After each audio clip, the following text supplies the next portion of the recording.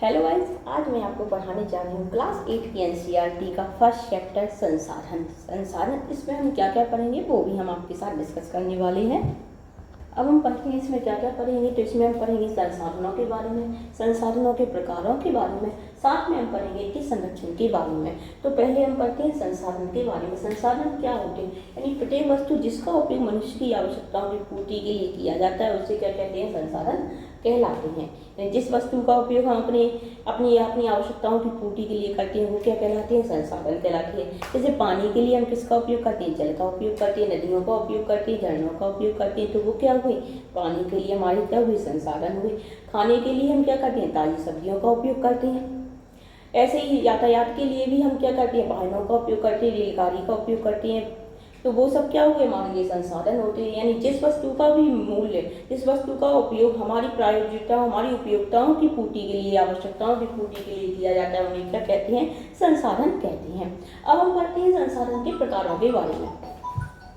अब हम बढ़ते हैं संसाधनों के प्रकारों के बारे में। तो संसाधन दो प्रकार के होते हैं, एक होती है प्राकृतिक संसाधन और एक होते हैं मानव निर्मित संसाधन या मानवीय संसाधन होते हैं। तो प्राकृतिक संसाधन क्या होते हैं? वे संसाधन जिनका उपयोग जो हमें क्या होते हैं? प्रकृति से प्राप्त होते हैं। जो प्रकृति से प्राप्त होंगे वो क्या होंगे? प्राकृतिक संसाधन होंगे।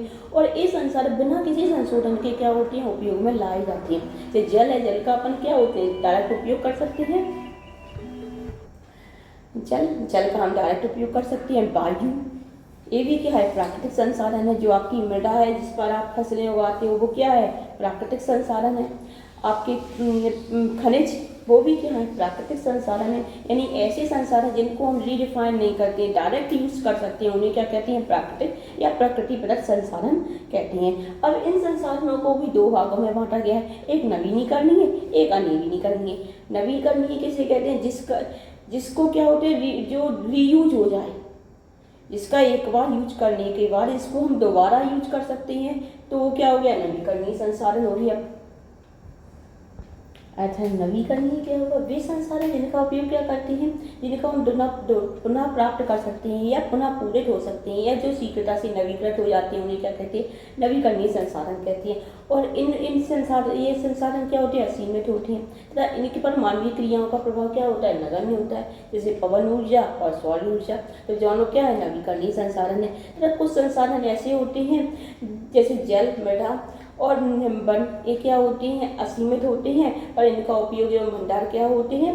प्रभावित होते हैं। किससे? मानवीय क्रियाओं से। यानी जो मृदा, वन, जल, इनके अंदर किससे होते हैं? मानवीय क्रियाओं से प्रभावित होती है। कैसे होते हैं? जैसे वन है, वन का उपयोग मानव अधिक करेगा तो क्या होगा? वन साफ हो रहे हैं, उसका उपयोग मनुष्य अपने रहने के लिए, खेती के लिए कर रहा है, तो क्या उनका धीरे धीरे क्षय हो रहा है। इसी प्रकार जल है और मृदा की। अब हम पढ़ेंगे अनवीकरणीय संसाधन। इसके नाम से ही पता चलता है यानी नहीं नवीकरणीय यानी नवीकरण, यानी ऐसे संसाधन जिनका हम दोबारा प्राप्त नहीं कर सकते, पुनः पूरित नहीं कर सकते, या उन्हें क्या कहेंगे? अनवीकरणीय संसाधन कहते हैं। अर्थात वे संसाधन जो क्या होते पुनः पूरित नहीं हो पाते उन्हें क्या कहते हैं? अनवीनीकरणीय संसाधन कहते हैं। इनको एक बार इनके भंडार अगर खत्म हो गए तो उसे दोबारा जनरेट होने में हजारों वर्ष लग जाती हैं, जबकि मनुष्य की आयु तो कम है। तो इस प्रकार इन्हें क्या कहते हैं? अनवीनीकरणीय संसाधन कहते हैं। अब हम पढ़ते हैं मानवीय संसाधन या मानव निर्मित संसाधन।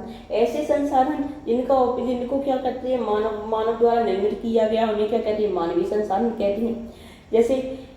जैसे आपके रेल परिवहन, जल परिवहन, अस्पताल, वनस्पति, सब मतलब अस्पताल या आपके जो यातायात के साधन हुए, ये सभी क्या हुए? मानव निर्मित संसाधन हुए। यानी जिनका निर्माण किसके द्वारा किया गया है? मानव द्वारा। यानी जो प्रकृति प्रदत्त संसाधन है उनको रीडिफाइन करके, रीयूज करके जिसका उपयोग मानवों द्वारा किया जाता है उसे क्या कहते हैं? मानवीकृत संसाधन कहते हैं। जो प्रकृति से आपको लोहा प्राप्त होता है उसका उपयोग आप डायरेक्ट तो यूज नहीं करते, उसको क्या करते हैं? मानव द्वारा उसको क्या किया जाता है? उसको उपयोग किया जाता है। उसको फैक्ट्रियों में लाकर उसका उपयोग उससे कुछ उत्पाद बनाए जाते हैं जिनका उपयोग कर मानव द्वारा किया जाता है। इन्हें कहते हैं मानवीकृत संसाधन या मानव निर्मित संसाधन कहते हैं। अब हम मानवीय संसाधनों में क्या पढ़ेंगे? मानव संसाधन के बारे में, क्योंकि मानव भी क्या है? एक संसाधन है जो क्या करता है? जो प्राकृतिक संसाधन होते हैं उनका उपयोग करने के लिए भी किसकी जरूरत होती है? कौशल की, ज्ञान की, इस प्रौद्योगिकी की जरूरत पड़ती है। तो मानव संसाधन क्या है, जो इस ज्ञान कौशल और प्रौद्योगिकी का उपयोग करके किसी भी प्राकृतिक जो मानव है वो ज्ञान कौशल और प्रौद्योगिकी का उपयोग करके किसी भी प्राकृतिक संसाधन का क्या होता है, अच्छी तरह से उपयोग करता है, पूरी तरह से क्या करता है, उसको रीयूज करता है, उसमें प्रौद्योगिकी का उपयोग करता है और उसे क्या करता है, लोगों के लिए उपलब्ध कराता है। अर्थात क्या होता है, संसाधनों का निर्माण किसके द्वारा किया जाता है, मानव संसाधन के द्वारा किया जाता है। अर्थात मानव भी क्या है, एक संसाधन है जो क्या करता है, जो प्राकृतिक संसाधन प्राप्त होते हैं, जो संसाधन होते हैं उनको क्या होता है, अपने ज्ञान कौशल बुद्धि के उपयोग द्वारा उनको क्या करता है, एक रिडिफाइन करके उनका एक बेहतर उपयोग सुनिश्चित करता है। इसलिए मानव भी क्या है, ये संसाधन होता है। अब संसाधनों के संरक्षण के बारे में पढ़ते हैं कि संसाधनों का संरक्षण क्यों आवश्यक है।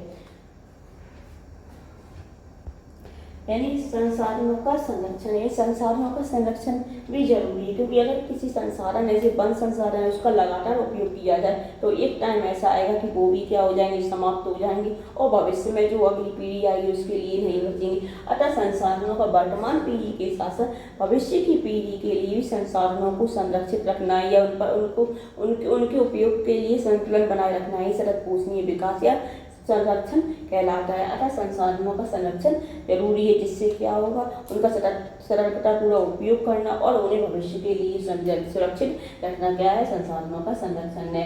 बिना संसाधनों के संरक्षण के लिए जो भविष्य की पीढ़ी है उसके लिए संसाधनों का संकट पैदा हो जाएगा। इसलिए हमें क्या करना चाहिए, संसाधनों का संरक्षण भी करना चाहिए। आपको अगर हमारा टॉपिक अच्छा लगा तो हमारे चैनल को लाइक शेयर सब्सक्राइब करना ना भूलें। आगे मिलती है अगली वीडियो में।